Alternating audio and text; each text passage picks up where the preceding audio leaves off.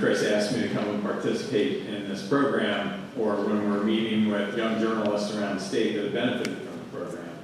Because when we originally did this, there was criticism in the press, believe it or not, which is part of why we do this, that there was going to be too close of an alignment between government and the elected officials, like myself, who sponsored this program and put money into it. And I promised at the time, as someone who loves my career as a lawyer, someone who is passionate about public service and government, that we would have an arm-length distance between this organization and what we do.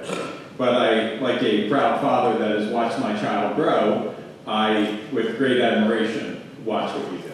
And when asked, like I do with my children, give advice, and then let them make their decisions. And I couldn't be more proud of what you do. When Chris asked me to do this a little while back, I would have never guessed, or maybe would have feared, but not have envisioned that the day I would have come here, I would have woken up and seen that the federal government is defunding parts of public broadcasting, PBS, and public radio. And when I talk to my friends, who I think having dialogue around politics and government is so important. And when I talk to my friends who I still struggle with why they may have voted for someone or not voted for someone, and I say, well, where are you getting your news? And when they tell me the proverbial entertainment station that hides as news on all sides, I tell them, well, that's not news, that's entertainment. I said, you can tell it's entertainment when right before every break they say breaking news that we will come back to after the break, and they hold you in passionate abatement as you wait for that next segment after a litany of commercials and advertisements for things for you to buy. And they say, they invariably will say, well, what should we listen to? And I said, well, you should listen to public radio, and you should listen to the BBC, and you should listen to these news stations, and innocently and with a charming fashion, they say, Lou, that's so boring. And I say, exactly.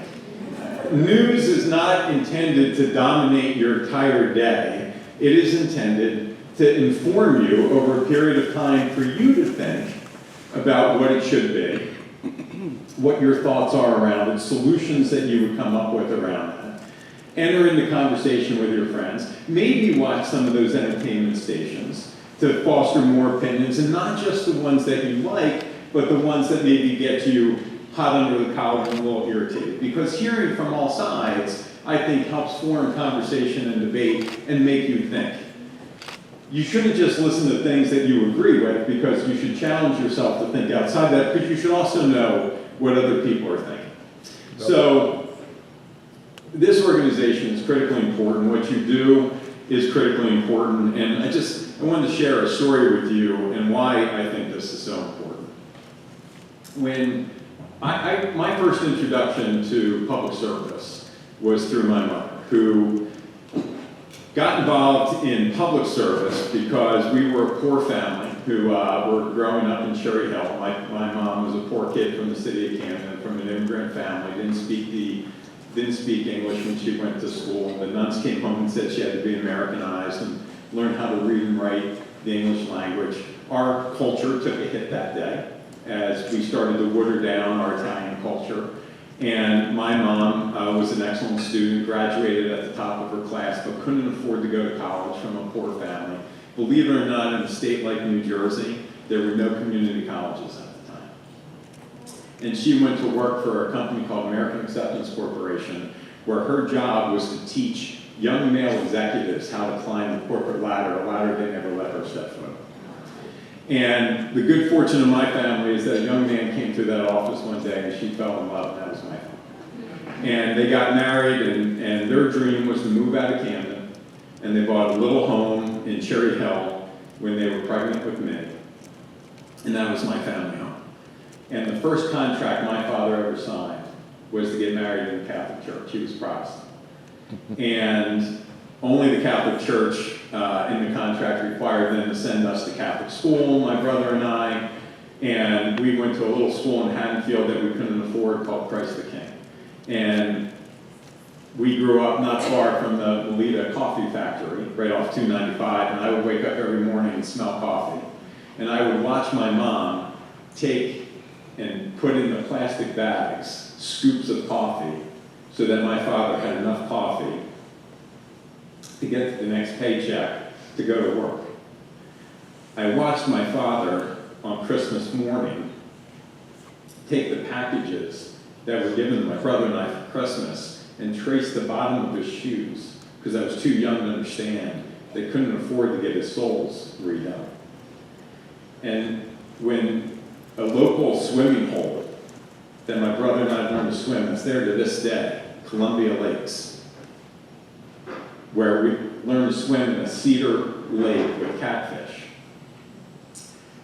They had the audacity to raise the recreation fee to swim in that pond from $2.50 to $5. That meant my brother and I weren't going to be able to join.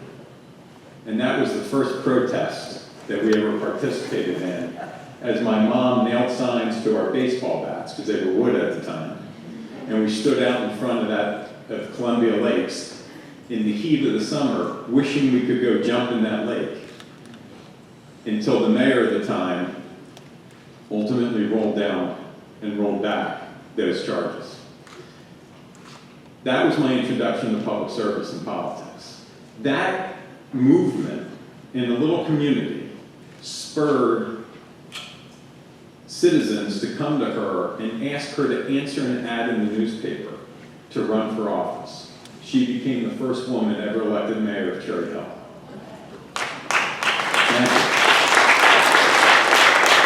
Now, the great irony is, the man that she beat for mayor, I then beat 25 years later for the state legislative seat, actually a wonderful man by the name of Dr. John Locke. And she was able to identify with the public through that movement. It got notoriety in local newspapers. It became part of the press. Her campaign started out as this young woman running for office. The negative campaigns are nothing new. She was criticized, and the campaign against her was she was nothing more than a mom, an attack against her lack of education, something that she took very personally and was embarrassed by. She became a legend in South Jersey politics. She was asked to run for Governor Florio's congressional seat. At the time, my brother had had a baby. She didn't want to be an absentee grandmother going to Washington. But privately, all that was true. Privately, I knew she was embarrassed. She had become so popular. She had become so revered. She was embarrassed that the public would realize she had never gone to college. But the press put Maria Barnaby Greenwald on the map. It allowed her to campaign and to make a name for herself. It allowed her to share with people why she was running for office. She shared the story in her first inauguration speech, how she was worried about the impact of property taxes and her parents being able to remain in their communities in Cherry Hill and Cinnaminson close to their grandchildren. She was able to talk about those things and get press and notoriety. They were able to talk about public policies 10 days before she was elected the first time. The largest rateable in town, the Garden State Racetrack, burned to the ground. And that was in 1976, going into 1977. And the battle as to what that racetrack would become and the birth of the casinos that took place and the impact of the AppScam and dual office holders. Only in New Jersey could the mayor of Camden be the freeholder at the time and the state senator and get caught up in AppScam with the birth of Atlantic City. But it was reported in the press. And a young congressman by the name of Jim Florio tapped this remarkable woman who had just gotten elected mayor and said, we're going to take you to lead a rebirth of government in Camden and build the county freeholders, now commissioners, around Maria Barnaby Greenwald, the favorite daughter of the city of Camden. That's how her career started. Today, as the majority leader in the General Assembly, recruit candidates, and we have had a remarkable success at finding remarkable people that want to run for office. Our biggest challenge is they have no name recognition. They have no identity, because there is no local press covering the story of a woman fighting to make sure her children can swim in Cedar Lake. I once had We once did a question and answer here with Michael Aaron, with Tom Kane and myself as two legacies following our parents. And they asked Tom what was his favorite memory. He said, I remember swimming with the dolphins in Orlando. And I said, Tom, I remember swimming with the catfish at Columbia Lakes in Cherry Hill. We had a different childhood growing up, but we ended up in the same place. But wherever you come from, the opportunity to tell your story matters. And that's why we fought for the Civic Consortium. We live in challenging times. And I am troubled when we do polling and focus groups and we ask people, where do you get your news? They don't talk about local journalism anymore. When I see we've lost 60% of our employees in journalism, it troubles me that we don't have those people out in the forefront. And I understand when we did this back in 17, 18, this is what we envisioned. It got here sooner than I thought. The demise of journalism got here sooner than I thought. The fear of social media dictating news to folks is taking on what I believe to be a dangerous trend and the biggest threat to democracy. And when people think that the information they get off of TikTok is news, it's trouble. Now, I love watching TikTok, right? And it is addictive. But when I see something that's sports related, or when my family and I we've had a wonderful pet boxer that we love that we lost around Thanksgiving, and you start looking on TikTok about these boxer pups, I don't get any other information on any other dogs except for boxer. It's the only dog that exists on the face of the planet. But when I also get information about breeders, I don't think I'm smart enough to, maybe I ought to check this out, maybe I ought to look into this. When I see news about some of my favorite sports teams or what might be going on, and it tells me somebody retired, I don't think I'm so smart or savvy that maybe I ought to look this up on a news channel and figure out if this is true or not. It is fearful how quickly people adopt this as news, and that is why this is so important. So the work that you're doing is really the difference, I think, between freedom of speech going forward and good and honest debate in public policy. We passed legislation that some of my friends in this room I weren't supportive of. We passed legislation to kind of reform and modernize the Open Public Records Act. People were critical of it because they thought we were resisting access. I would tell you we modernized it. We made it cheaper. We have to figure out a way to keep local news outlets as a part of that connectivity to the information. I will tell you, since we passed it, we got a single phone call in our office from a single constituent who has asked for a single public record and haven't gotten it. And most people don't understand what Oprah is. People try and make it a campaign issue. But whether you agree with it or not, that quick litany that I just gave you, those are facts. Those are facts of the story that we should talk about. The fears and the concerns of what the changes were going to be were legitimate. Those were facts. Those are things that we should talk about. One of the things that drove us to that is this never-ending battle in New Jersey of the cost of property taxes, right? And we could do this cheaper and easier and have greater access to the community. That's a legitimate public policy debate. You can be on either side of it, but having that conversation and hearing from elected officials as to what is the position and why we are doing it, that's what public policy is. So I don't know what the future of this industry looks like. I believe that what we are funding is a key component of it. I think the work that you do is invaluable to the protection of free elections, public policy, democracy, and choice amongst candidates. And that is why I started this, and I was so proud to be asked to help champion this. And as long as I am in public service, I promise you that this is a top priority for me to fund. And then I'm just going to close with the reality around the state budget. I think, programs like this speak for themselves. I think the position that we took to make sure that we kept an arm's length distance, and I think the fact that you can verify and validate that we've done that is critically important. Sometimes we're criticized by some of the grants from this consortium that go out. This isn't going to be perfect. We're investigating, we're building. I understand that there are going to be some that maybe have not lived up to expectation and they should lose those grants. And there are others in the pipeline that will and should be funded. Make sure that people don't politicize this, because those of us like me said we're going to keep an arm's length distance. The concern that we have is that our budgets are inevitably tied to the success of Wall Street and our economy.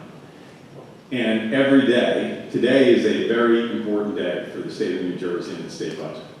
We finished December 31st of 2024 with record numbers in the stock market at record highs. That's good for the state of New Jersey and its budget. What has happened over the last week is very hard for all states, but in very much so for the state of New Jersey. So our first 6 months and last 6 months of the fiscal year we're in now are strong because of what was received by the end of last year. The first 6 months for next year are going to look a little rocky. So I'll be very curious to see in the next 3 weeks as the numbers from the filing today come out and what that means. But budgets are about priorities. And I believe with what we're seeing, and I don't mean to politicize this, but the dysfunction coming out of Washington, I believe that something like this has never been more important. Because as a lawyer, I was taught by Justice Gibbons that 10 guilty people should go free before one innocent person goes to jail. And when we defy orders of courts and disrupt people who may be innocent, that is a violation of our Constitution. When I watch a U.S. attorney stand up and say, I'm going to investigate the governor and the attorney general for what they did was follow the law, as opposed to follow the dictates of one man, that is a violation of our Constitution. The governor, the attorney general, myself, took an oath to uphold the Constitution of the United States and the Constitution of the state of New Jersey. I believe in those words. Those words are passionate to me. And I can tell you, and I'll just close with this. My daughter is a young lawyer, started her career after she graduated clerking for Justice Schweitzer in Camden County. Every day she walked into a courthouse that was named after her grandmother, my mother, Maria Barnaby Greenwald, who answered an ad in the newspaper, could never afford to go to college, couldn't become a lawyer, but fought every day, and her name stood for justice and equality and opportunity. And that's why I did this. Thank you very much. God bless all of you.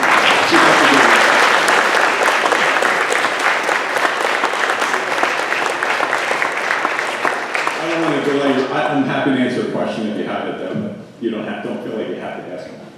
So, oh my goodness. Yes. Okay. I'll start with where's the money? Yeah.